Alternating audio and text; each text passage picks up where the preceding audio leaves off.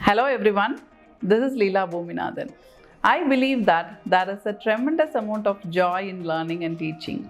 It is one of the most satisfying part of our business when we see people in our community grow and fulfill their dreams, especially when the growth comes through the skills that we have transferred to them. Today, we will discuss how you can become a fantastic trainer and conduct successful trainings. I will begin with saying that a good trainer is always prepared, interactive, and authentic. We have a complete roadmap for you that will guide you through what you need to do before, during, and after your training sessions. Let's start with the activities before the training. Invite people to your training session. You can use pre-prepared digital invitations. Before you deliver the training, prepare well. Go through the PowerPoint carefully and read the trainer's notes to the slides. And during the session, facilitate the training, be interactive and share examples and encourage participation. What to do immediately after the training?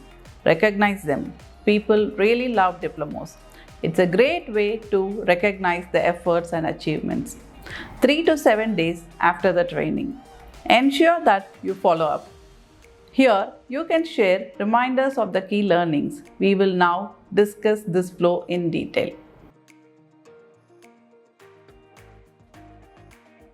A training session starts before the actual event itself.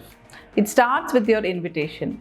This is where you create excitement, set the tone, and prepare people for what to expect. Set a recurring time.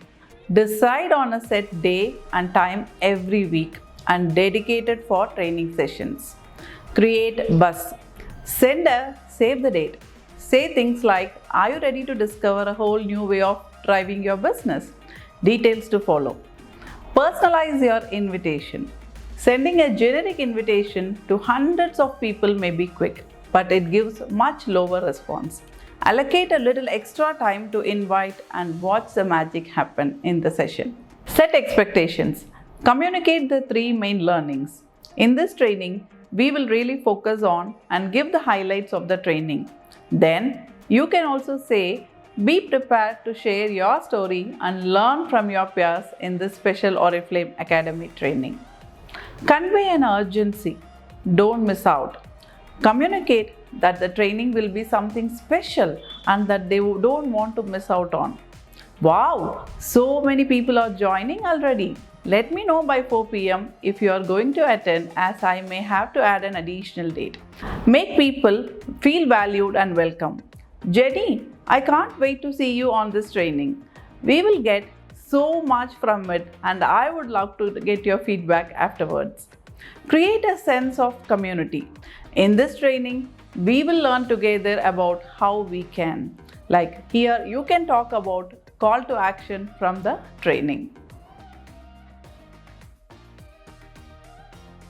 While preparing for the training, you will have to keep a few things in your mind. Plan your time. Go through the training and estimate the time it will take to present. Try not to exceed the duration of time you communicated in your invitation. Next, understand the takeaways of each chapter and training as a whole. What are the 3 key actions you want your attendees to take after completion? Review activities. Learn the rules for the activities as you are familiar with it. Plan to interact. Look over the training and make notes of places where you can interact, where you can ask questions, share stories and experiences. Prepare stories.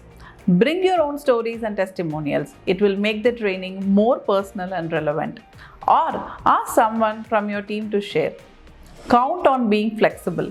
An activity may take longer than you expected depending on the group. That's fine, and you can always catch up somewhere along the way. Create a relaxed atmosphere. Make people feel comfortable and welcome from the start with your invitation. In offline trainings, consider the space you use, how you use the seating arrangements, if you will have refreshments on hand, etc. Make people feel included. The participants are the 50% of the training. Make them aware of it. Ask them to contribute and share their own experiences and examples.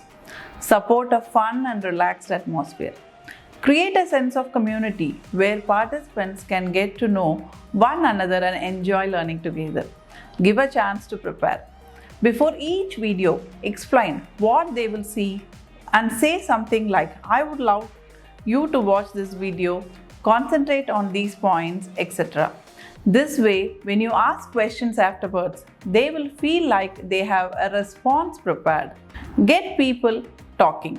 Say a few words after each video like, "Wow, isn't that amazing? Do you like it?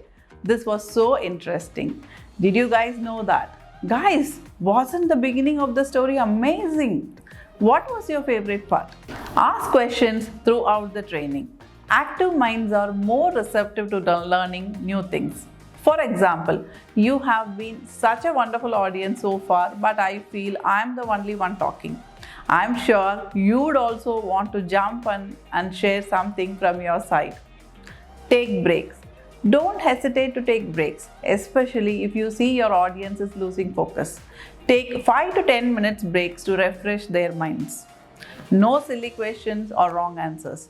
And never shoot down a wrong answer or comment from your participant. Instead, help them to shape it into the correct one. This builds confidence in the person who was brave enough to answer and encourages others to feel confident to participate. If you shoot down an answer, it will shoot down the conversation. You could say, "Be assured your answer or your story does not have to be perfect. We are all here to help you improve it." In every training, you will find a bunch of activities and interaction slides. They are there to make sure that your trainings are as engaging and practical as possible. The benefits of the activities are they build engagement, they keep audience focused and ready to interact, they promote learning by doing, builds up confidence because people are in a safe place to practice their skills. People exchange experiences, findings, best practice. When it comes to running the activities, do it 2, 3, 4 times if necessary. Think how you would complete the activity. Think and remember how you would answer the activity and questions yourself, or how you involve yourself into a discussion. Some tips for you. Make it sound fun. Tell all the benefits of the activity. Read it loud and ask if any clarification is needed. Give examples, your own ideas. Encourage interaction. Throughout, say that there are no wrong answers or ideas. We are all here to learn. Take a look at some practicalities you need to keep in mind when running an online training. Make sure you have a good lighting in front of you, not behind. You can use a ring light. You want people to clearly see you. This is essential for product training. Have a simple and uncluttered background. Practice what you are going to say. The more comfortable you are with what you want to say, the more confident you will sound. Set up the camera. Make sure you are comfortable with the camera. Prepare the product and other materials to display. Go through what to display. Reorganize so it is easy for you to reach everything. Cameras on. Encourage engagement by having cameras on for activities and key moments. Engage and interact with the audience. Keep fun. Use props to illustrate key stories and ingredients and encourage people to share their ways of educating and selling. Try emoji votes to involve your audience and drive engagement. Use the chat facility. Give one of your team members the responsibility to manage the chat function and Q&As. Recognize. Congratulate the participants on completing the training. Give the certificates and encourage them to keep it on their desk.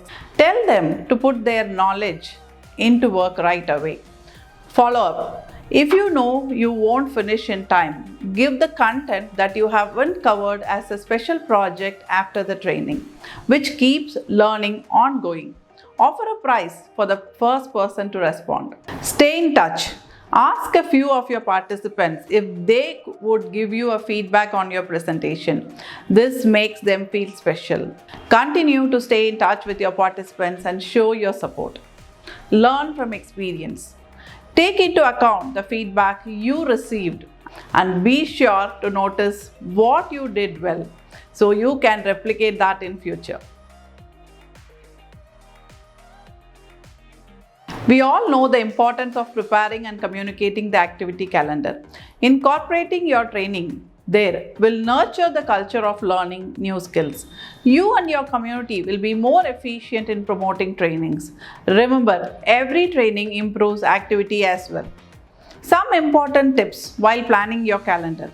Training should occur systematically so that your community is well informed about the trainings and invite as many people as possible. Training should be standard so that your team can get familiar with them, used to them, feel comfortable about them, and also run them on their own. Consider catalog period, company plans, holidays, ongoing qualifications and their time period, etc. so that you don't have to change your plans during the campaign. Make sure you plan both the business as well as beauty training every month. Very important thing to remember, during recruitment campaign, focus on maximum number of new people and in the following period on training them. Always set a training calendar together with your team. Take some time and think what kind of skills are needed most in your community right now. Provide a training that will help your community members to reach their new levels. Leverage on people's skills. Who from your team can help to conduct trainings with you?